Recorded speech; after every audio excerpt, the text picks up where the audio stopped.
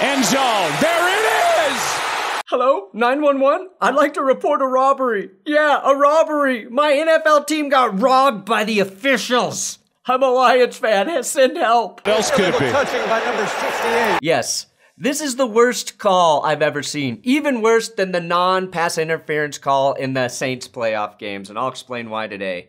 To report to the ref as eligible or to not report to the ref as eligible, that is the question.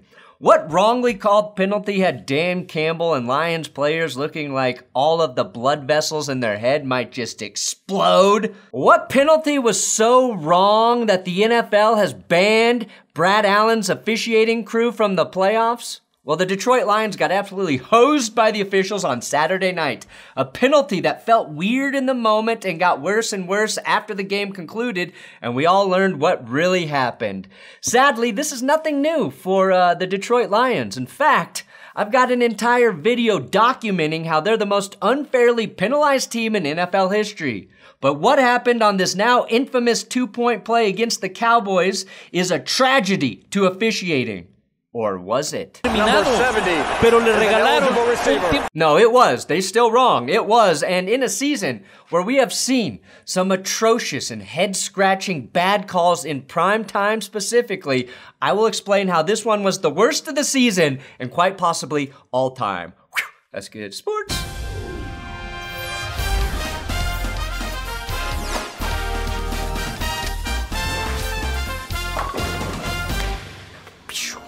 To prevent bad calls, subscribe to this YouTube channel. Also, Lions fans, I made a coffee specifically for this moment. It's called Fuck the Refs. It's my coffee, available at benchwarmerbrew.com. It is a bold coffee, a delicious coffee, and all funds raised from this coffee go directly to making sure the refs do indeed get effed. It's the only way to F them back. You want to F back? Get my coffee, benchwarmerbrew.com. All right, let me set the stage so you can understand the significance of this wrongly called penalty and the magnitude of the situation. Now, the Dallas Cowboys had just taken a 7-point lead with a field goal, and despite CeeDee Lamb fumbling a touchdown earlier in the game, they were in prime position to close this one out. That field goal, though, came compliments of a Jared Goff interception, a pretty bad interception, a situation where the Cowboys should have run a lot of time off the clock, but they didn't. But after a phantom tripping penalty, Dallas was sitting at 1st and 25 at the 2-minute warning. Now, I mentioned this phantom tripping because this officiating crew specifically is terrible. They dinged Cowboys number 89, Peyton Hendershot, for tripping, which never happens. And if anyone tried to trip here, it was Aiden Hutchinson, who plays for the Lions, not the Cowboys, who wears number 97, not 89. And I'm starting to think whoever identifies the number and colors for this officiating crew is both colorblind and dyslexic. Now, the Lions had 2 timeouts, so on 2nd and 14, the Cowboys dial up and throw a pass. Dak just launches it out of bounds, meaning the Lions don't have to burn a timeout, and the clock is conveniently stopped for Detroit. The only play called dumber in this game was Dan Campbell not kicking a field goal in the second quarter, costing his team 3 points, which they certainly could have used at the end of this one. So instead of running that clock down, eliminating roughly 40 seconds from the Lions, Mike McCarthy's second-grade comprehension of clock management gave the Lions time and hope to tie the game up with a touchdown and extra point. Now, Dan Campbell told his team they were going to march down the damn field and score a damn touchdown and go for a damn 2-point play to close this bitch out. And to their credit, that's exactly what Jared Goff and the Lions offense did. Sam Laporta pottied all over the middle of the Cowboys defense, and Amon-Ra squirted into the end zone, scoring the game-clinching touchdown, presumably with the 2-point play. And just as he promised, Campbell's Lions do indeed line up for the 2-pointer, and if they convert, they win. No overtime here. With a win, Detroit would advance to 12-4, and with a real shot to finish in first place in the NFC, clinching that first round bye. They now sit at 11-5. They're still ahead of Dallas, but tied with them. Those were the implications. With all that on the line, Detroit executes perfectly. End zone. There it is. They score the 2-point play. Lineman Taylor Decker catches it. That's one of the most elusive plays in the NFL. A big man 2-point conversion by offensive lineman Taylor Decker for the win. It's a big balls call by Dan Campbell. Again, executed perfectly, except they got flagged for illegal touching. A penalty that affects everyone in the NFL, except for Deshaun Watson, of course. What else could it be? Touching by number 68. I can't imagine them having that play in and him not reporting. Now the 2-point play is taken away from the Lions. Dallas accepts the penalty, so Detroit has to go for it again. But why was this illegal touching? This was a clear designed play for offensive lineman Taylor Decker. As long as the lineman reports to the official as eligible, you can throw him the football. You just have to line up on the line correctly. The lineman has to be uncovered by the receiver at the end of the line, meaning the receiver needs to be off the line of scrimmage. All of those things took place. The Lions did them all correctly. We see Jared Goff pushing Decker to go report to the official. Here's Ben Solak explaining the alignment better than I ever could. You have Decker. He's lined up at left tackle, but he's the last guy on the line of scrimmage, which means he is an eligible receiver. As he reported, this wide receiver is off the line of scrimmage. Dan Skipper playing right tackle is covered up. Penny Sewell, now playing tight end, is covered up by Amon-Ra St. Brown. This is a very legal formation. The funniest thing about the penalty, though, is everyone yelling, specifically Cowboys fans, it was a legal formation. A legal formation wouldn't have counted anyway on Twitter. Really? Really? We all know what a legal formation is? None of us know what the fuck an illegal formation looks like. We hear a guy in the booth say it, and then we just assume he's correct. And in this case, they weren't. Even former players on Twitter, quarterbacks, are explaining it incorrectly and then correcting themselves. So thank you, Ben. The real problem, the officials called the wrong number as eligible. They say number 70. Number 70.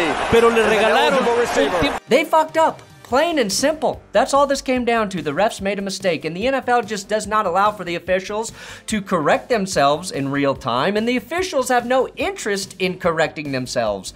The Cowboys jump off sides on the next play, and then Jared Goff cannot connect on the third try, and the Lions lose in tragic fashion. Sure, Dan Campbell could have elected to kick the PAT and tie this game up and send it into overtime, but when Dan Campbell says he's gonna do something, you better wear a diaper. Because he ain't changing it. Is that a flaw? Yes, sometimes. I told the offense that we were going down 141 left. We're gonna go down and score, and then we're gonna go for 2 and finish this game out. I told them that, and so that's what we were doing. But I think that the way this game ended, in horrific fashion, that will actually benefit the Lions in the postseason if they play the Cowboys. But here's where it gets really, really bad for the officials. We have Dan Campbell, Jared Goff, and Taylor Decker all explaining what occurred. I don't want to talk about it, all right? I explain everything pregame to a T, okay? I did that. What I do know, and I don't know if I'll get fined for this, but I do know that Decker reported. I do know that Dan Skipper did not. And I do know that they said that Dan Skipper did. So it's unfortunate. All I really want to say on it, just so I don't get myself into trouble, is, I did exactly what Coach told me to do, and went to the ref, said report, and I did what I was told to do, and did how we did it in practice all week, and. With more clarity, this means Dan Campbell explained to the officials before the game what they might do in this situation, okay? He literally told them they had this play in the works, and the officials still messed it up. Even with the warning. Number 70, Dan Skipper, said he never reported. Goff says Decker reported. And we have the video evidence of him reporting to the official and the official nodding in agreement. What's left for the lineman to do? turn in an actual typed double-spaced report on him reporting as eligible? Despite Campbell talking directly to the officials before the game warning them, despite Taylor Decker reporting as eligible prior to the play, which is standard, the refs still said number 70 is eligible.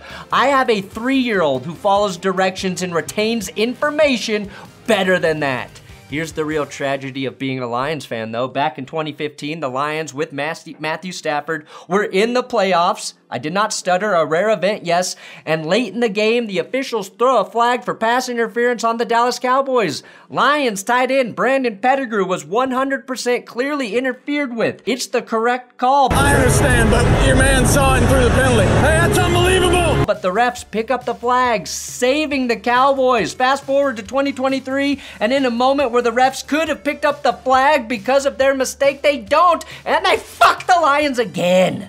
Adam Schefter dropped a bunch of tweets revealing that this was the same Brad Allen-led crew that botched the Packers-Chiefs game. Yeah, the guys who watched this play and didn't think this necessitated pass interference. It is funny when you screw over the Chiefs. It's really funny, but not our lovable Lions. You shit-for-brain yeah. They missed this roughing the passer call, and they were in charge during the Dolphins-Eagles primetime matchup where the Dolphins were flagged 10 times and the Eagles 0. This crew botched 3 primetime games this season, and now they don't get into the playoffs, which is unfortunate because for the lulz, I would have loved to see this crew officiating the Super Bowl. Brad Allen may officially be the poster boy for bad officiating, but Mike McCarthy will never be the poster boy for Rolex, one of the most accurate mechanical watches in the world. To recap, the Lions did the right thing. They reported, the right guy reported, there was not an illegal formation, and the NFL officiating stain on this season has grown to epic proportion. These happening in prime time may actually lead to the NFL doing something, anything really, to make officiating better. That is my hope. But deep down, I know Roger Goodell in a month will say this again. I think for us, when you look at officiating, I don't think it's ever been better in the league. Most importantly, unlike Patrick Mahomes, after the game, Jared Goff did not whisper in Dak Prescott's ear about how he just got screwed by the officials. Thanks for watching. The Lions get screwed again. Make sure you come back later today. I'll be streaming the Jared Stidham experience in the Broncos game, and winners and losers should be up Monday night since there's no Monday Night Football this week.